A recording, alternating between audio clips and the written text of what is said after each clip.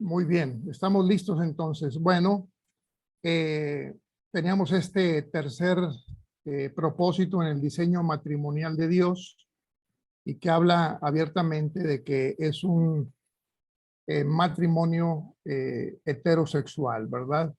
Hablamos un poco acerca de la homosexualidad, es una realidad que día con día se incrementa y que en ese sentido nosotros como iglesia deberíamos de tener una pastoral clara al respecto, ¿verdad? Porque muchas veces no sabemos cómo proceder.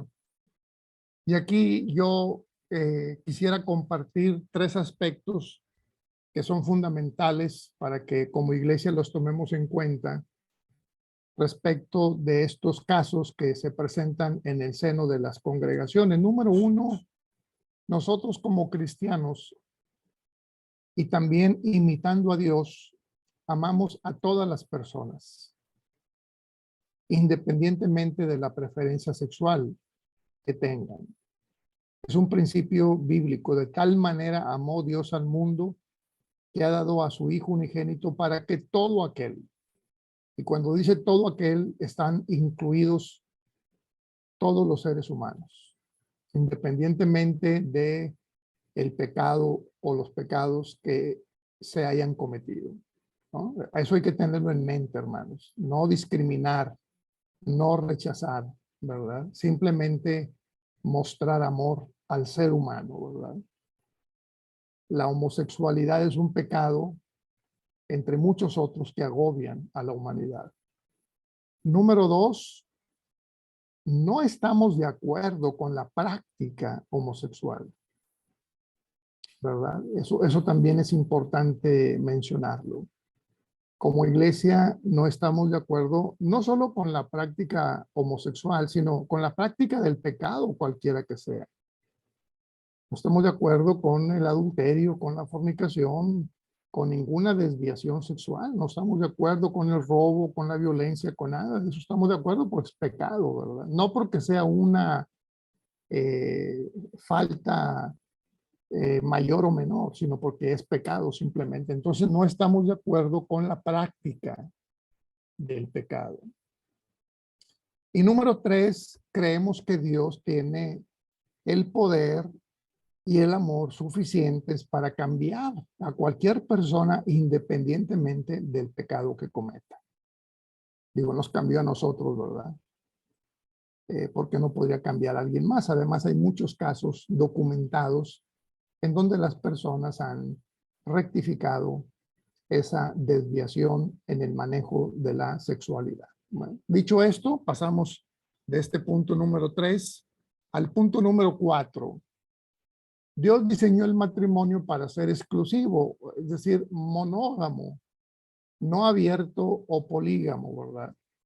El diseño original de dejará y se unirá en Génesis 2:24 sugiere la santidad del matrimonio sobre todas las otras relaciones humanas, aún sobre los lazos con los padres. Dejará el hombre a su padre y a su madre. ¿Por qué? Porque el matrimonio tiene prioridad, porque de ahí viene diríamos, la procreación de la especie humana, la multiplicación de la especie humana, que no es el único propósito del matrimonio, pero sí uno de los principales, ¿no? Hay que reconocerlo. No se debe permitir que nada se entrometa en la unión del matrimonio que fue diseñado del cielo aún antes de que el pecado empañara la relación. Aquí la recomendación es que cuidado con intervenir en una relación matrimonial, sobre todo en el caso de las familias de origen a las que pertenecen los cónyuges. Muchas veces esas familias de origen, en lugar de ayudar, empeoran una situación, ¿verdad? Entonces, los padres, los hermanos, la familia de origen está ahí para ayudar cuando le soliciten, cuando le pidan ayuda, no para meterse en todas las cosas del matrimonio, porque va a terminar haciendo un daño mayor, ¿no? Es verdad que algunos hombres de Dios, por ejemplo, Jacobo, David y Salomón, tomaron más de una mujer. De hecho, ellos fueron polígamos. Sin embargo, la experiencia de estos tres con esposas simultáneas no aboga, es decir, no permite que se imite esta práctica. En el caso de los reyes que tomaron esposas múltiples, Dios había prohibido esto en su ley, Deuteronomio 17. Y en el caso de Jacob, las múltiples esposas le trajeron muchos conflictos familiares y dolor. Ver Génesis 27. Además, el Nuevo Testamento nunca aprueba la poligamia y recomienda consistentemente que cada hombre tenga a su mujer, ¿verdad? Yo diría, hermanos, además de lo que está escrito aquí, que no debe de ser, eh, que no debe de practicarse la poligamia, no porque traiga muchos conflictos familiares y muchos dolores de cabeza, ¿no?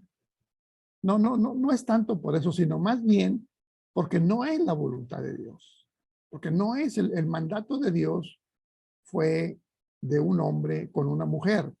Es decir, Dios en la creación no hizo varias mujeres para Adán o varios hombres para Eva. Hizo un hombre para una mujer y viceversa. Ahora, que David tuvo varias esposas, que incluso Abraham tuvo una concubina, que Salomón no se diga, ¿no? Ese fue el campeón de la poligamia, ¿no? Pero no son textos prescriptivos, son textos descriptivos. Descriptivos. Es muy interesante los últimos estudios que se han hecho sobre el libro Cantar de los Cantares, porque Cantar de los Cantares representa dos problemas. Uno es que muchas veces el libro se interpreta directamente en un simbolismo que se trata del amor de Cristo hacia la iglesia y viceversa. Y el otro problema es que el libro se le atribuye eh, históricamente a Salomón, pero últimamente se ha encontrado que no es así, ¿verdad? Que hay un agregado en ese texto, más bien el libro está escrito en contra de lo que pasa en el palacio donde Salomón es el rey. Un texto de Cantares dice que 60 son las reinas y 80 las concubinas y las doncellas 50. Eso es lo que tenía Salomón en el palacio. Pero, dice el escritor, una es la paloma mía, la perfecta mía. El campesino tiene con la sulamita lo que Salomón no tiene con cientos de mujeres. Eso es lo que enseña el texto. El valor del amor sincero, de la fidelidad entre un hombre que es un campesino y una mujer que es sulamita, ¿no? De Sulam. Eso es lo que enseña el texto. Y es el amor de pareja. Es el amor, diríamos, erótico, ¿no? Erótico, el amor de un hombre con una mujer, lo cual es diseño de Dios, ¿verdad? Cuando digo erótico es el amor de pareja, ¿no? No, nada que ver con lo pornográfico, ¿no? El erotismo es una realidad que Dios ha puesto en nuestro cuerpo, en nuestra mente, ¿no? Y eso es lo que Cantares está reconociendo, ¿no? Que el campesino y la sulamita son más felices en su pobreza, viviendo en el campo con escasez, pero que se tienen el uno para el otro de un amor maravilloso, y no lo que pasa en las recámaras del palacio donde Salomón está vuelto loco y termina realmente de muy mala manera. Realmente uno no se explica cómo un hombre puede ser tan sabio durante un tiempo y después tan torpe durante su etapa final, ¿no? Porque terminó adorando ídolos y haciendo una serie de improperios realmente muy, muy mal, ¿no? Muy mal. Entonces, Cantares es un libro que habla del amor de pareja y hay que verlo así en su primer momento, su primera lectura, su primera interpretación, tiene que ser en el contexto histórico. Y ya después vamos a lo simbólico, claro que sí, ese es también el amor de Cristo y de la iglesia, por supuesto que sí. Pero primero es lo primero y después es lo simbólico, primero lo literal y luego lo simbólico, ¿no? Entonces, este es el punto número 4 de los principios de Dios para el matrimonio. Número 5, Dios diseñó el matrimonio para que fuera permanente, no temporal. Las palabras se juntará del primer pasaje de Génesis 22, 24 del capítulo 2, también traducidas como pegará o unirá, eh, comprueban esta verdad. Y Jesucristo les recordó este principio a aquellos que le preguntaron si el divorcio era lícito, diciendo, por la dureza de vuestro corazón, Moisés permitió repudiar a vuestras mujeres, pero desde el principio no fue así. Lo que Dios unió, que no lo separe el hombre. Esa fue la respuesta de Cristo a la pregunta que le hicieron, de que si era lícito dar carta de divorcio a la mujer, y Cristo dijo, no. Ellos dicen, es que Moisés nos dio permiso. Bueno, Moisés lo hizo porque ustedes son duros de corazón, pero al principio no.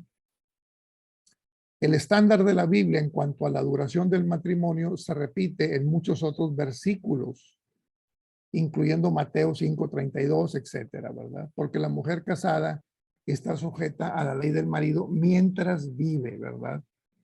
Es decir, el vínculo hay que respetarlo mientras se vive. Ya muertos, bueno, eh, usted se puede casar, cualquier persona, al siguiente día si usted quiere y no se comete ningún error, ¿verdad? 6. Dios diseñó el matrimonio para que fuese una relación en la cual se concibieran los hijos, en donde nacieran y se les alimente para convertirse en adultos. Esto está implícito en Génesis 2:24, y serán una sola carne. Y estaban ambos desnudos, Adán y su mujer, y no se avergonzaban. Si bien es cierto que la sexualidad humana sirve para los propósitos, perdón, para otros propósitos aparte de la reproducción, como muy bien lo afirman Proverbios y Cantares, todavía el regalo del sexo que Dios nos da está atado a la naturaleza humana para procrear, y como está escrito en su palabra, es un asunto del matrimonio. El matrimonio, hermanos, tiene como principal propósito, diríamos, por supuesto, la procreación, henchir y multiplicar la tierra. Por supuesto, claro que sí, pero eso no implica que no haya una gratificación sexual en el matrimonio. La prueba de ello es que la mujer, por ejemplo, no necesariamente puede fecundar en cualquier día de su periodo menstrual. ¿Qué quiero decir con esto? Pues que para tener hijos habrá que, diríamos, fecundar un óvulo, y el óvulo es producido por la progesterona de la mujer en su matriz, pero no es algo que se dé todos los días. Si así fuera, ¿no? El deseo de Dios que solo fuera para procrear hijos, entonces en cualquier relación íntima habría esa eh, realización, esa realidad. Pero la verdad es que de los 30 días que tiene el mes, algunos sí son de fertilidad comprobado por la ciencia para engendrar familia. El resto de los días es solamente por el placer de la relación sexual, por la gratificación que eso representa. Claro, ¿verdad? Estoy hablando de relaciones sexuales, eh, diríamos, sabias, ¿no? Plenas, ¿no? no forzadas, no obligadas, no atropelladas, en fin, cuando, cuando, cuando se experimenta calidad en esa relación íntima, ¿no? Tiene una gratificación y no necesariamente procreación. Esta conexión entre el matrimonio y la familia se ve en Malaquías 2, ¿verdad? Corintios 7, ambos relacionando la bendición de los hijos a la unión de los padres como marido y esposa, ¿no? Es una pena que hoy nazcan muchos niños fuera del matrimonio y a veces ni el padre ni la madre los quieren reconocer, ¿no? Entonces son hijos así, ¿no? Diríamos huérfanos desde que nacen porque nadie se hace cargo de ellos. En cambio, en el matrimonio, cuando se procrea, los hijos tienen asegurada la protección, el cuidado, la educación de ambos padres. Se ha dicho muy bien que el matrimonio es una institución que no puede faltar en ninguna familia, basado en el pasaje de la primera referencia, Génesis 2, y en las enseñanzas de Jesús y sus apóstoles. Nosotros repetimos que Dios instituyó el matrimonio con la intención de que sea la unión exclusiva entre un hombre y una mujer de por vida, con el fin de perpetuar la humanidad y de enriquecer la experiencia humana, ¿verdad? Claro que sí, ambas cosas son ciertas, ¿no? La procreación y la gratificación de la experiencia humana. Disolución de matrimonios. Vamos con el divorcio. La humanidad casi nunca ha llegado al nivel de obediencia para la cual fuimos diseñados.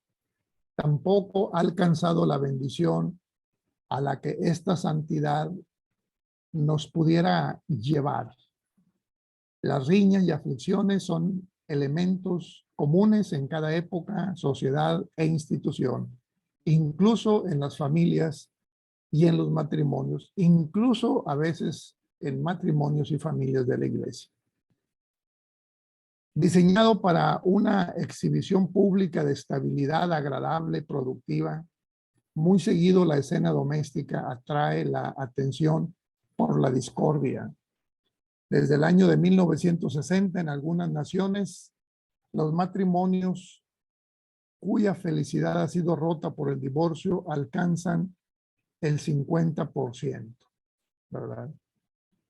Hoy en día quizá esa cifra ha bajado, pero no porque no se divorcien, sino más bien baja porque hoy en día muchos jóvenes optan por la unión libre, es decir, por no casarse, ¿no? Y entonces, como no están casados, no hay estadísticas de divorcio, pero sí han subido mucho las estadísticas de relaciones de pareja en unión libre.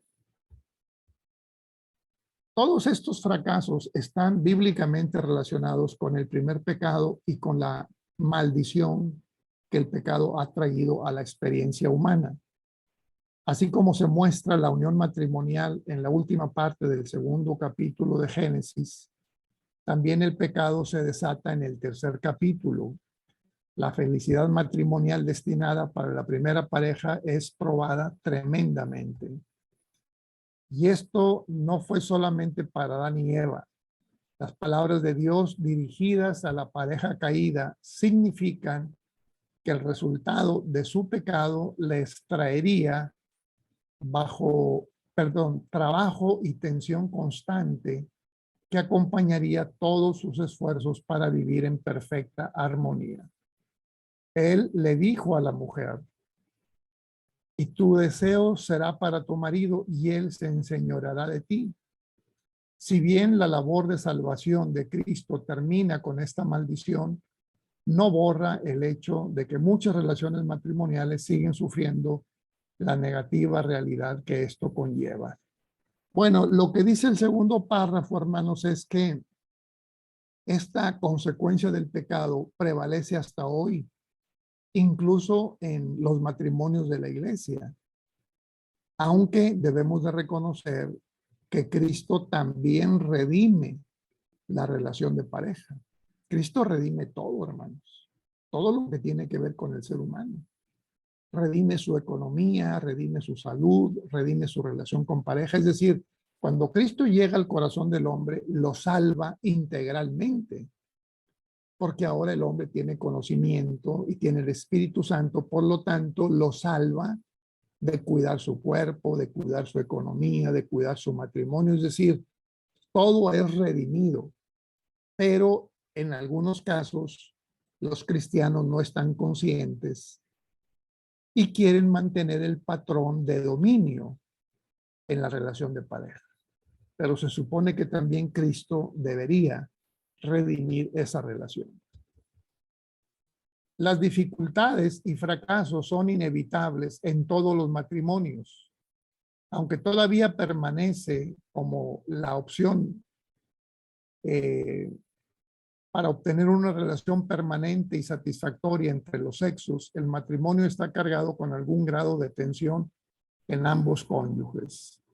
Aún en los mejores matrimonios, estos por lo general aprenden que un matrimonio saludable debe ser la unión de dos buenos perdonadores. Sí, el matrimonio está basado también en el perdón, porque las ofensas se hacen presentes tarde o temprano. Para Abraham y Sara, la manzana de la discordia fue la infertilidad. Por eso Sara le dijo a Abraham, entra a mi sierva, ¿no? Y ahí vinieron los problemas. Para Isaac y Rebeca, el favoritismo de Rebeca por uno de sus hijos, Jacob sobre Saúl. Para Jacob, David y Salomón, el conflicto eran múltiples mujeres.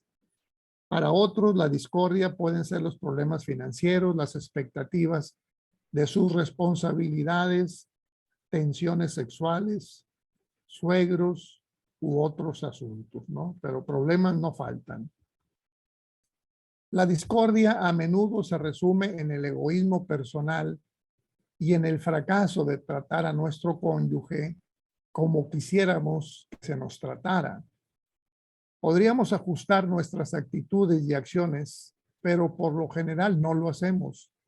Y es entonces cuando este desamor se presenta, llevando a los cónyuges a la separación.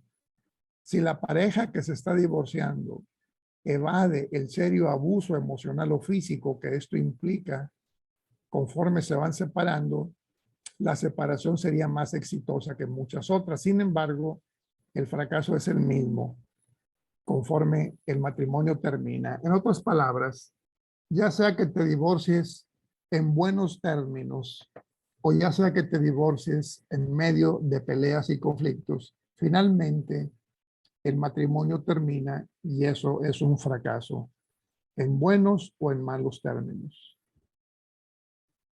Ambos, Pablo y Pedro, escriben párrafos que enfatizan el deber de los esposos cristianos de amar a sus esposas como Cristo amó a la iglesia y de la responsabilidad que corresponde a las esposas creyentes de respetar a sus maridos y someterse al liderazgo amoroso de sus esposos. Ya vimos estos textos. Ahora, enseñanzas acerca del divorcio, hermanos. ¿Qué dice la Biblia? Número 1, todas las separaciones maritales y divorcios son causadas por el fracaso humano y nunca es debido a la voluntad perfecta de Dios. Esto está implícito en el pasaje de la primera referencia y más adelante se ve con más claridad en Malaquías, en Mateo, en Marcos, en Lucas, Romanos, Corintios, quienes lo dicen claramente, ¿verdad? El deseo de Dios es el matrimonio y nunca el divorcio, ¿verdad? Pero a veces el divorcio es un mal necesario, ¿no? Bueno. 2, aunque algunos fracasos matrimoniales implican la presencia del pecado, algunas separaciones y divorcios reflejan la voluntad de Dios más claro que otras. Esto se ve en la cláusula de excepción, enseñanza de Cristo, la cual encontramos solo en el primer evangelio. Mateo registra en 2 ocasiones que Jesús expresa su instrucción acerca del divorcio, agregando las palabras, excepto por inmoralidad sexual. Porque yo os digo, el que repudia a su mujer, a no ser por causa de fornicación, hace que ella adultere. Y el que se casa con la repudiada comete adulterio, según Mateo 5:32 y también Mateo 19:9. ¿Qué dice aquí? Bueno, esta es una novedad, hermanos, porque en el principio, cuando Dios creó el matrimonio, no dijo nada de divorcio, no dijo nada de traición, de infidelidad de uno de los cónyuges, no dijo nada. Pero Cristo lo mete porque ya en el tiempo de Cristo ya, pues obviamente la humanidad tenía miles de años, ya los estragos del pecado eran evidentes y no podía cerrar los ojos ante una realidad. Entonces lo que hace Cristo es una cláusula donde sí se permite el divorcio. ¿Cuál es esa cláusula? Bueno, la inmoralidad sexual, la infidelidad de uno de los dos cónyuges. Si un cónyuge traiciona y rompe el vínculo del matrimonio por adulterio, entonces el otro cónyuge queda en libertad. Puede divorciarse si quiere o puede perdonarle y seguir unidos. Pero bíblicamente está libre para divorciarse si es por causa de infidelidad sexual, ¿no? La inmoralidad sexual en estos versículos viene de la palabra griega porneia, ya lo vimos, ¿verdad? Y cubre una gran variedad de ofensas sexuales, ¿no? Entonces, dijimos, número uno, Dios creó el matrimonio para toda la vida. Pero número dos, Cristo reconoce que hay una excepción bíblica por la cual sí es permitido el divorcio y que tiene que ver con la infidelidad de alguno de los cónyuges. En estos versículos, Jesús dice que un matrimonio roto por la infidelidad sexual de uno de los cónyuges puede resultar en divorcio y se reconoce como legítimo para el otro cónyuge. Entonces, la inmoralidad sexual es un motivo de ruptura del matrimonio de acuerdo a lo dicho por Cristo y es la única excepción a la regla del matrimonio para toda la vida. Al referirse al tema del divorcio en Mateo 19, Jesús tuvo que haber estado completamente consciente del acalorado debate en la cultura judía de su tiempo. Los líderes rabínicos Hillel y Shammai habían ya tomado postura opuesta al respecto. Hillel enseñaba que el divorcio era permitido casi por cualquier causa, ¿verdad? Hasta por el hecho de que la sopa estuviera fría o no le gustara al marido cómo cocina la mujer. Ya Hillel decía, no batalles, divórciate. Ustedes pueden encontrar a Hillel, hermanos, es ampliamente conocido en internet o sus obras están al alcance de todos virtualmente.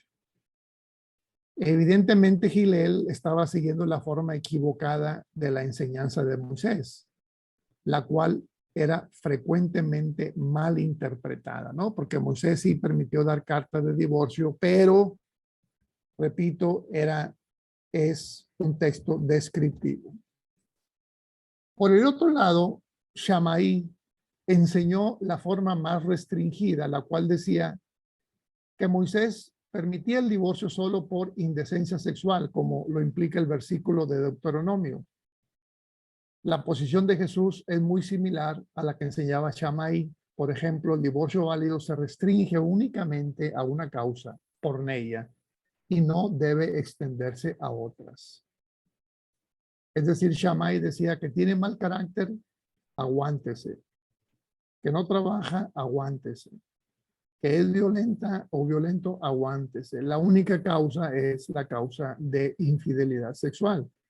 Y Hillel decía que no, que cualquier otra causa era válida. ¿Por qué? Porque las mujeres eran la causa de toda la desgracia.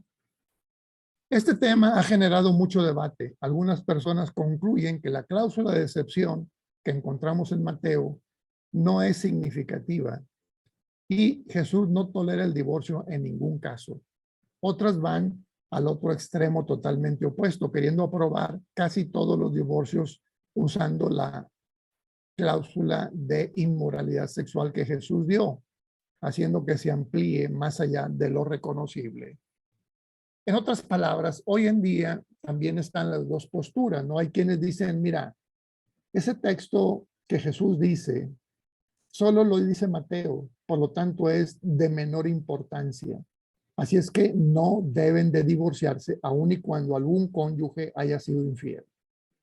Y en el otro extremo están los que dicen, mira, ya Jesús reconoció, en ese momento solo reconoció que por infidelidad sexual, pero la verdad es que hoy en día vivimos otras experiencias más graves y que seguramente Jesús reconocería también como válidas para un divorcio.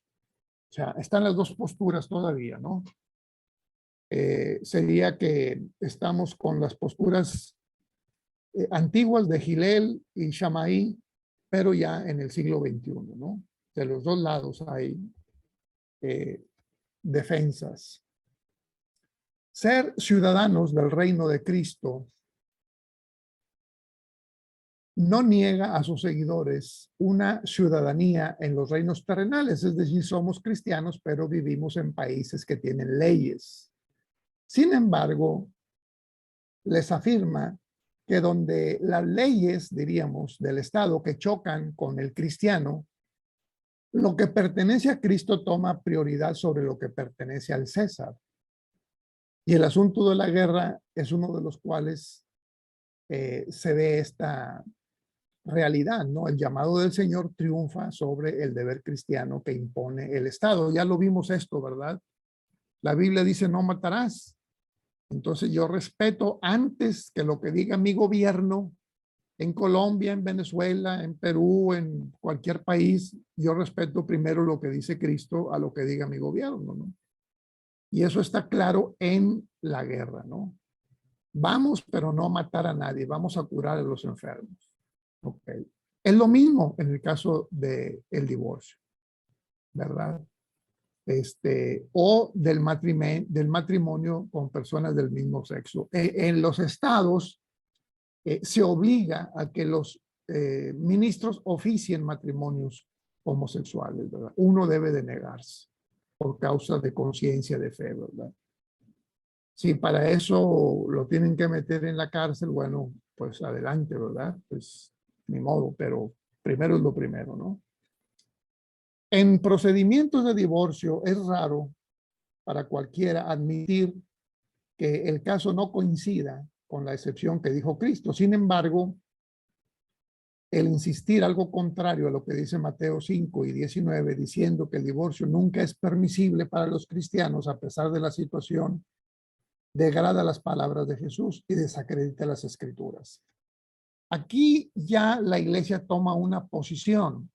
Aquí lo que estamos diciendo es, sí reconocemos el divorcio por causa de la infidelidad sexual, ¿verdad?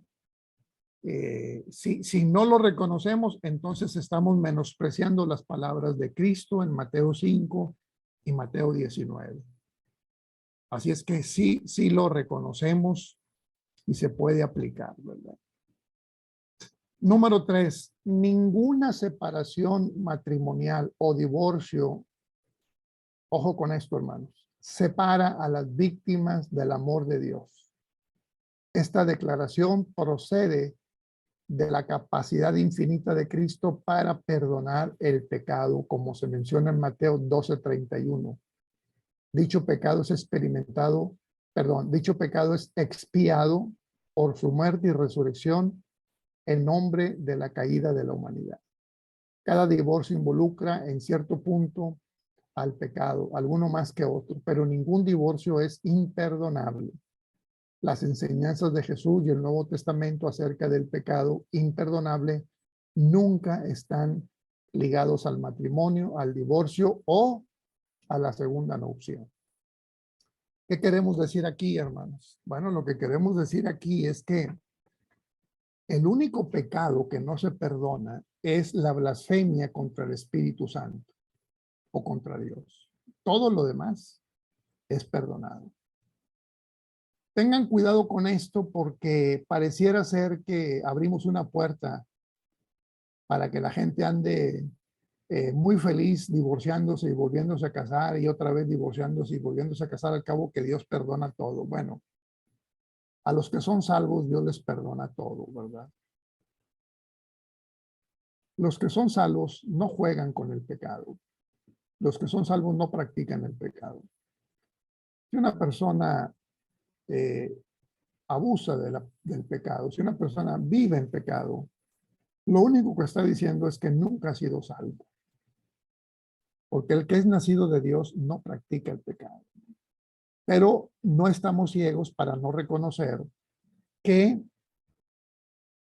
Dios puede perdonar el divorcio y también las nuevas nupcias. ¿Por qué? Porque no hay ningún pecado que Dios no pueda perdonar, excepto la blasfemia contra el Espíritu Santo. Bueno, mis hermanos, los cristianos que experimentan el divorcio o que vuelven a contraer matrimonio pueden con confianza buscar el corazón perdonador de Jesús al respecto, porque Él dice que todos los pecados serán perdonados a los hijos de los hombres y las blasfemias cualesquiera que sean. Marcos 3:28. En oraciones de confesión y arrepentimiento por divorcio y segundas nupcias, los cristianos deben confrontar honestamente sus propias palabras, acciones y actitudes que contribuyeron al divorcio, sin importar la magnitud de las faltas y fracasos de los primeros cónyuges.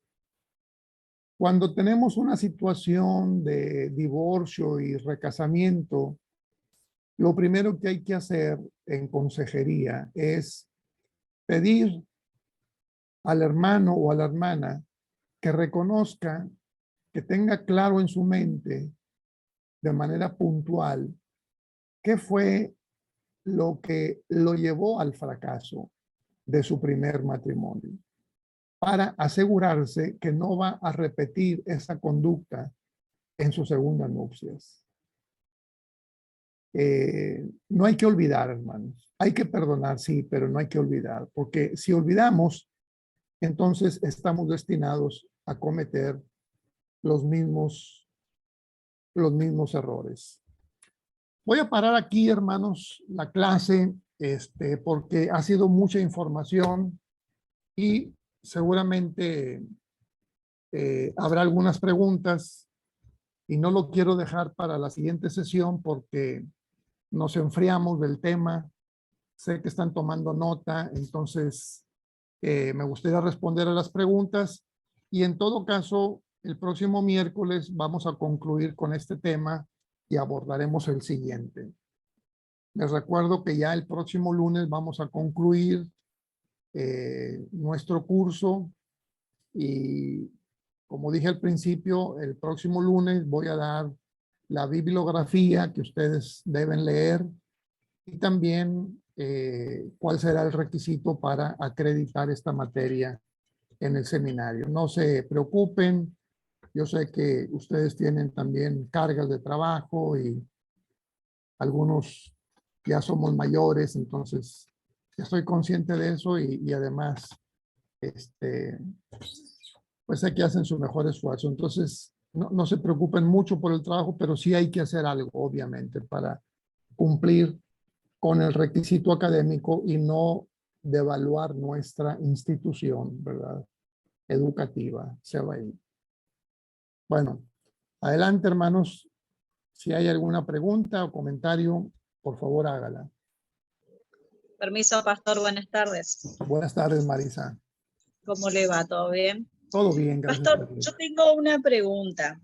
Hay un caso de familia que, por ejemplo, quedó una persona viuda y se está conociendo con otra persona, pero esa otra persona es separada.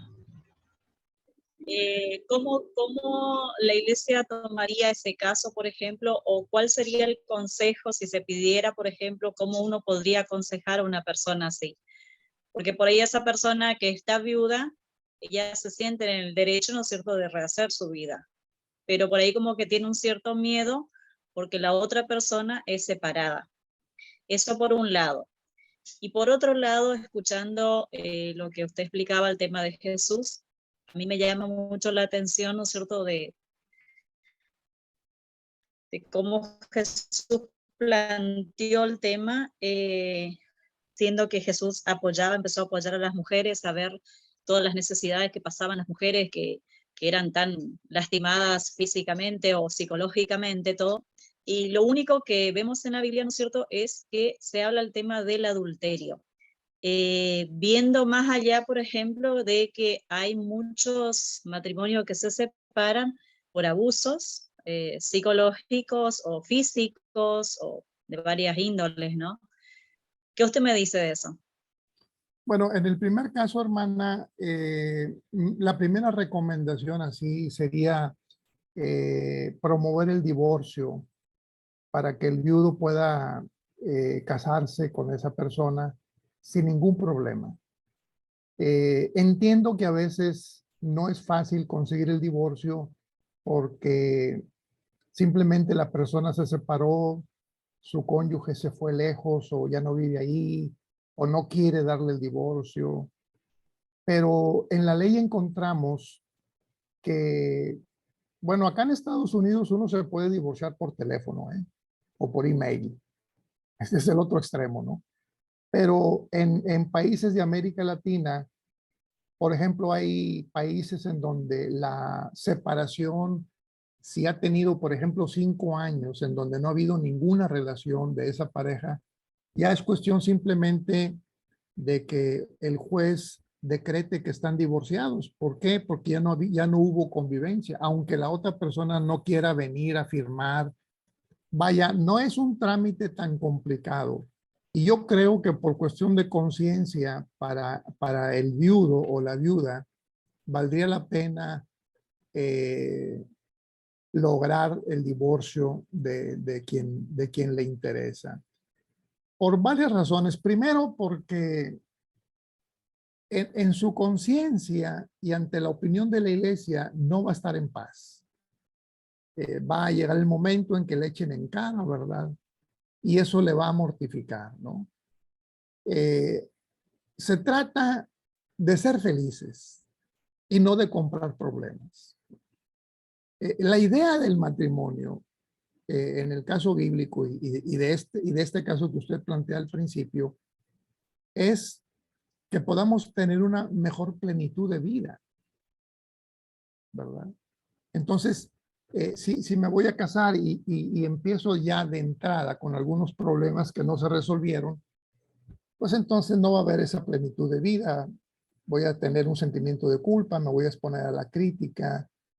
Entonces yo optaría porque buscáramos un abogado y el abogado sabe de leyes y lo va a divorciar, yo creo que sin mucha dificultad. Esa sería mi opinión al respecto. Y por otro lado, en cuanto a otros problemas que hay, yo en mi experiencia pastoral he recomendado en varias ocasiones el divorcio porque el hecho de que sigan unidos ya implica un riesgo de proporciones mayores. Cuando hay violencia psicológica, se pueden desarrollar patologías graves o incluso también la violencia física puede llevar al asesinato del cónyuge, ¿no? Por la violencia que se está ejerciendo. Y ahí ha habido casos, no digo que todos los días, pero eventualmente ha habido casos en donde yo mismo y asumo ese compromiso ante la iglesia y ante Dios, sobre todo, no he tenido otra opción más que recomendar la separación. ¿Por qué? Porque seguir unidos, el riesgo es mayor y el daño también emocional en el caso de los hijos, cuando los ha habido, pues es muy lamentable, ¿no? Entonces, yo pienso que además de lo que Jesús dijo en el sentido de que el divorcio es permitido por infidelidad sexual, habría que agregar otras cosas en el contexto en el que nosotros vivimos.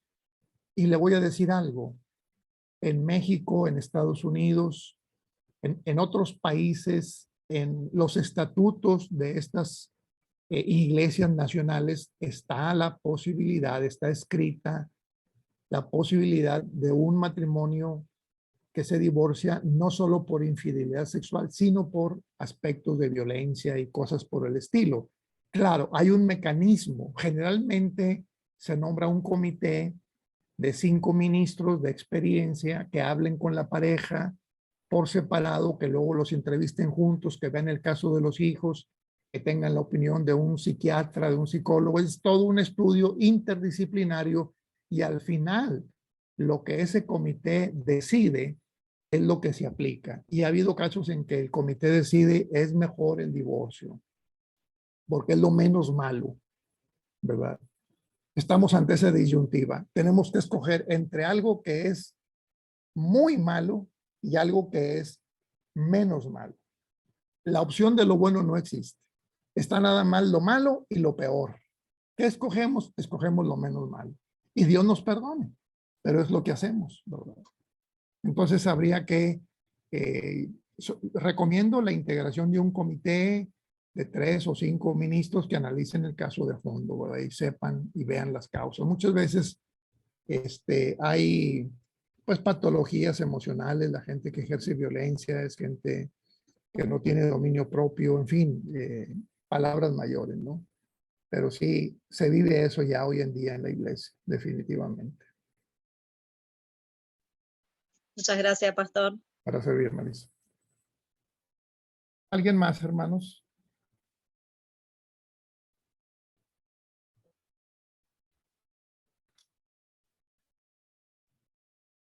Sí, hermano Pedro. Paz, hermano, Dios les bendiga. Paz, hermano. Quería hacerle una pregunta, hermano Ramón, respecto a que pues me han abordado en casos de que la pareja se casó inicialmente por lo católico, pero conoció un creyente, un cristiano, o sea, ya se separó por lo católico, pero conoció un cristiano y ahora pues la idea es que se junten nuevamente, ¿no? Con este cristiano. ¿Qué se podría de pronto, cómo se podría calificar este matrimonio respecto a lo que ya sucedió con anterioridad y a lo que van de pronto a hacer en este tiempo? Bueno, en primer lugar, hermano Pedro, le voy a decir que la iglesia no casa. La iglesia bendice el matrimonio. Quienes ejercen el derecho de casar son las autoridades civiles y los jueces también son de alguna manera ministros de Dios, ¿no? Entonces, ya lo dijimos en la clase, si alguien se casó y se divorció, si se arrepiente, Dios lo perdona. En la Biblia todos los pecados son perdonados, excepto la blasfemia contra el Espíritu Santo. Entonces, si esa persona que contrajo nupcias por lo civil y luego fue a la iglesia católica y ahí bendijeron su matrimonio y luego se separó o se divorció y se va a casar de nuevo, bueno, pues aplica lo que estamos diciendo, ¿no? Si él se arrepiente o ella, pues realmente Dios los perdona. Y si están perdonados, están perdonados. Están perdonados. No es un medio perdón o un 95% de perdón. Es perdón total, ¿no? Y tendría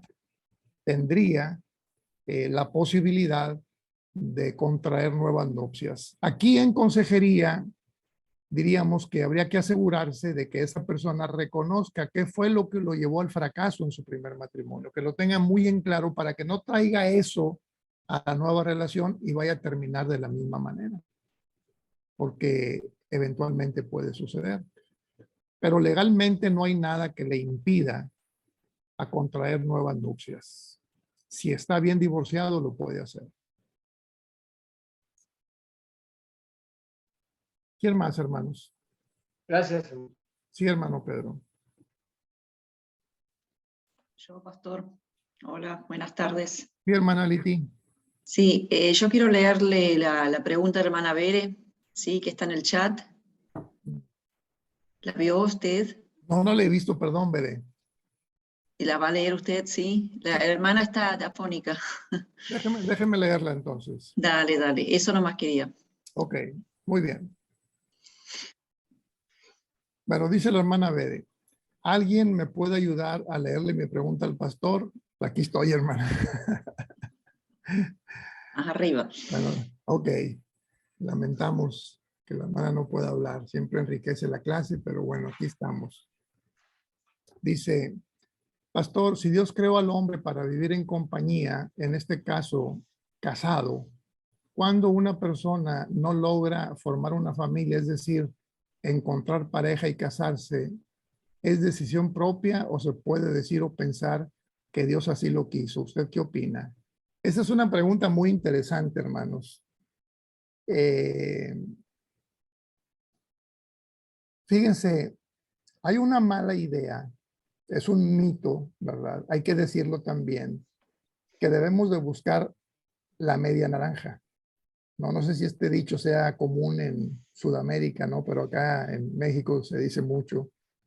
Hay que buscar la media naranja, hay que buscar la media naranja, como si Dios nos hubiera hecho seres humanos incompletos.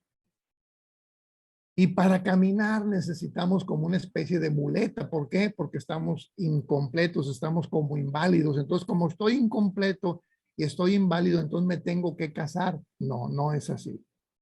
Dios nos hizo seres humanos completos, hombres o mujeres, pero completos, y podríamos vivir bien sin casarnos. ¿Cuáles serían los casos recomendables para quedarse así? Bueno, aquellos casos en donde la persona no tiene ningún conflicto por causa del sexo. Es decir, tiene el don que se conoce comúnmente como el don del celibato. Si alguien tiene el don de celibato, no se case. ¿Para qué se busca problemas? No se case. Los casados y las casadas tienen que atender a sus familias. En cambio, el que no se casa tiene todo el tiempo para consagrar su vida a Dios, ¿verdad? Cristo mismo optó por no casarse y fue el ser humano más completo que jamás ha existido, 100% humano.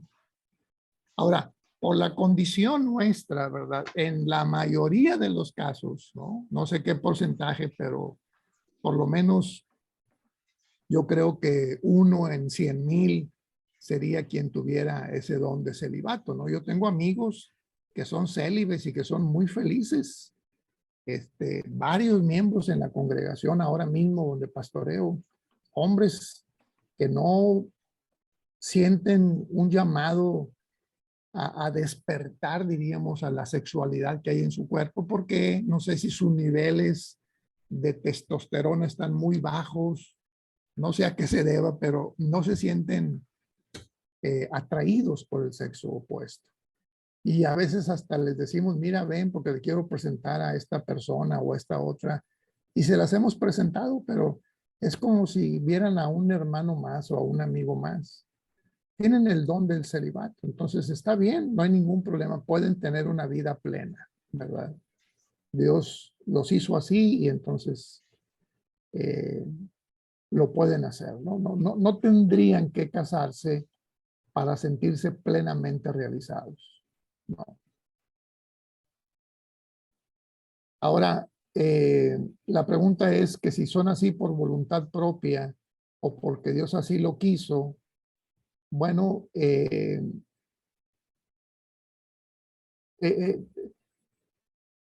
no creo en la segunda pregunta de que Dios así lo quiso, porque Dios no ha decidido por nosotros. La primera decisión que Dios tomó, se dice esto en teología, fue no decidir por nosotros, sino que nos dejó para que nosotros tomemos nuestras decisiones. Lo hizo desde el principio. Nos advierte sobre el pecado, sobre la maldad. Nos recomienda que no sigamos el mal, porque hay consecuencias. pero no decide por nosotros.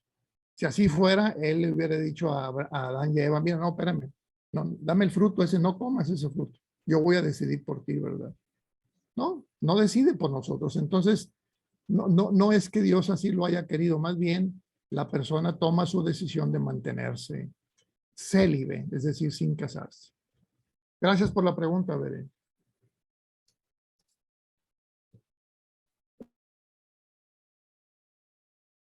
Trato, abuso, ¿es válido o recomendable el divorcio? Yo creo que hay una línea muy fina en cuanto a la violencia se refiere, ¿verdad? Tiene niveles la violencia. Hay nivel de violencia verbal, hay nivel de violencia psicológica y hay nivel de violencia física, ¿no? No digo que esperemos a llegar al tercer nivel, pero si la violencia es permanente, yo creo que sí, el divorcio es una opción, definitivamente.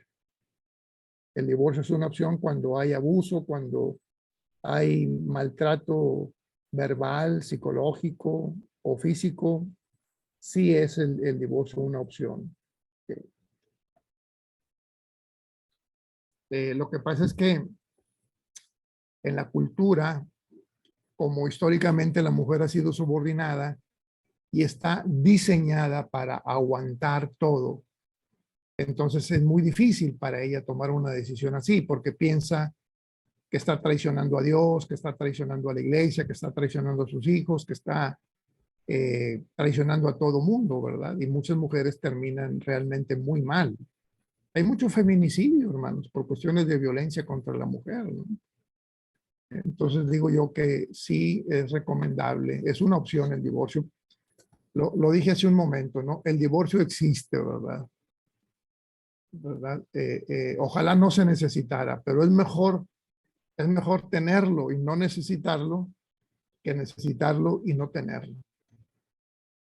Entonces ahí está el divorcio, es una opción y Dios nos perdona si nos arrepentimos sinceramente. ¿Alguna otra pregunta?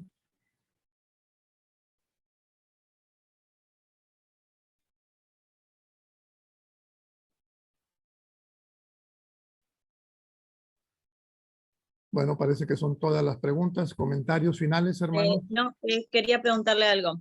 Por Sí. ejemplo, o sea, no sé si estoy equivocado, usted corríjame.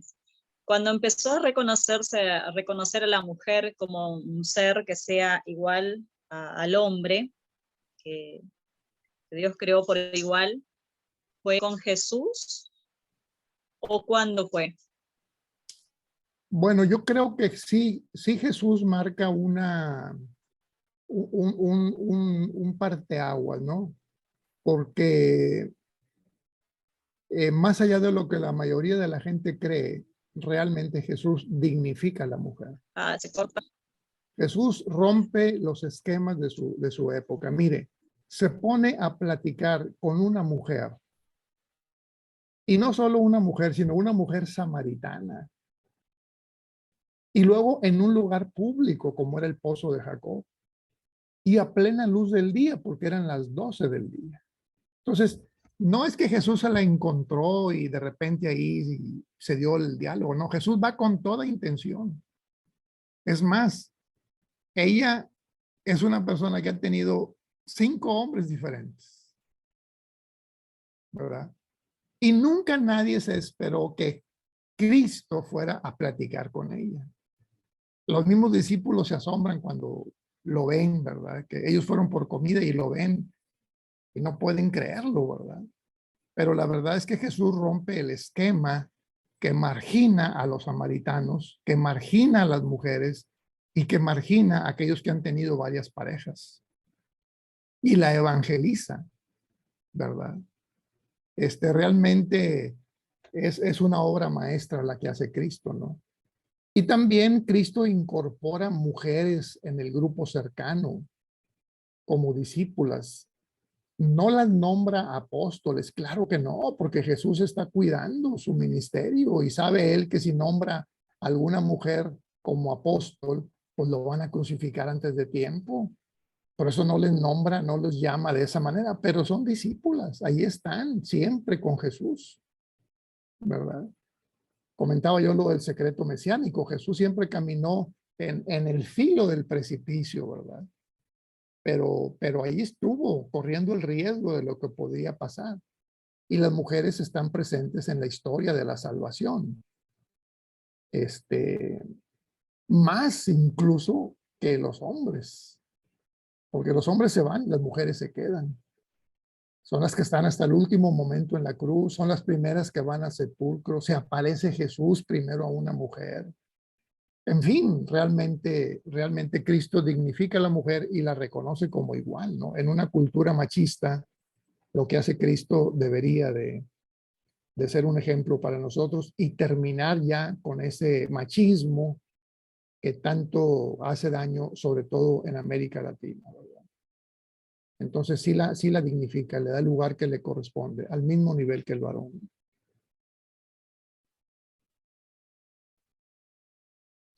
Sí, pues ese es el problema que tenemos, lo está comentando aquí también la hermana Bere, de algunos incluso líderes y pastores que siguen pensando que la mujer tiene que aguantarse, ¿verdad? Pues es toda una cultura de machismo que viene golpeando a las mujeres desde hace muchos años, ¿verdad? Y qué pena, ¿verdad? La iglesia debería ser un modelo a seguir, ¿verdad? Muy bien. ¿Algo más, hermanas, hermanos? Hermana Lucy está muy seria hoy. Yo quiero hacer solamente un comentario. Adelante, hermana. Estamos viviendo tiempos muy difíciles y la ideología de muchos seres humanos quieren que se respeten sus puntos de vista, su forma de ver la vida, ¿verdad? Y dentro de la iglesia yo creo que estamos pasando por esta situación donde tenemos que nosotros ser bien cuidadosos en todo, porque va a haber dentro de la iglesia, se están viviendo muchos cambios donde ponen, porque son excusas, son pretextos para poderse divorciar, porque son muchos, como se terminó el amor, no congeniamos y ya no. Y aún se están viviendo en nuestra iglesia, no hay maltrato de golpes ni de palabras, pero con el simple hecho de ya no quererla, ¿verdad? La repudian y pues eso hiere el corazón de la otra persona y entonces ahí hay una ruptura porque uno quiere seguir y el otro no. Entonces son situaciones que nosotros como líderes o como hijos de Dios tenemos que estar en esa dimensión con Dios y buscar ahora sí el respaldo de la palabra, de saber para aconsejar, ¿verdad? Si puede divorciarse o no, porque casi siempre van con sus pastores, con los líderes a pedir un consejo. Y yo creo que los tiempos están siendo muy difíciles para la iglesia para tomar decisiones, pero sí tenemos una gran ventaja, que el Espíritu Santo que está en nosotros y su palabra nos guía a dar respuestas favorables para que matrimonios o personas, por así decirlo, hermanos en Cristo, puedan decidir, ¿verdad? También en su fe, como decía usted, puede haber una ruptura, puede haber un segundo oportunidad para un matrimonio, pero bueno, ahí buscan el perdón de Dios y el Señor sabe. Es que es complejo también sí, el poder decir o querer decidir, pero creo yo que con la ayuda de nuestro Dios, Él nos va a dar y nos va a iluminar para que podamos nosotros entender lo complejo que es el matrimonio y el poder decidir para muchas cosas. Solamente eso quería yo opinar, hermano. Muchas gracias, Lucy, muchas gracias. Es cierto, ¿verdad? No debemos actuar a la ligera. Hay que ver caso por caso, ¿verdad? Para no cometer más injusticias de las muchas que hay, ¿no? Hay que trabajar el tema de la consejería prematrimonial, ¿verdad? Para ahí también prevenir algo, ¿verdad? Es mejor así prevenir que lamentar, advertir sobre lo que es la vida en pareja, en fin. Y pues Dios nos ayude en este tema tan delicado. Vamos a concluir, hermanos. Dios les bendiga. Nos vemos primero Dios pasado mañana.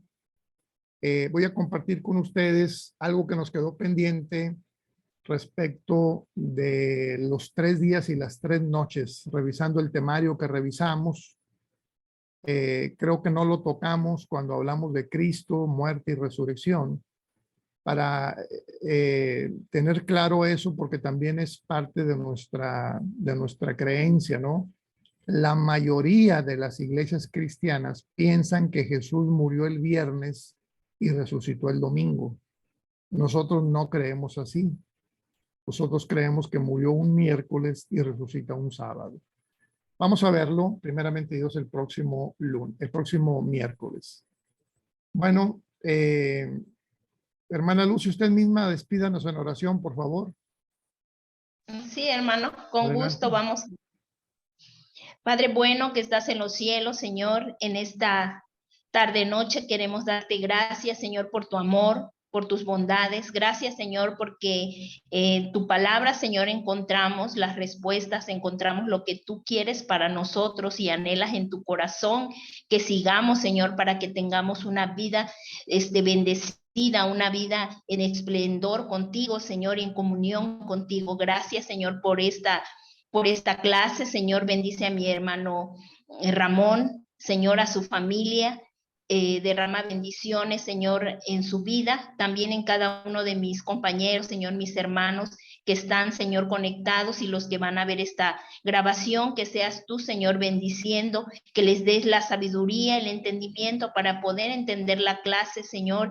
Séllalo en nuestro corazón para que el día de mañana la pongamos por obra para la gloria de tu santo nombre. Gracias, Señor, por todo lo que estás haciendo en nosotros y lo que vas a hacer en el nombre de Jesús, nuestro Señor, nuestro Salvador.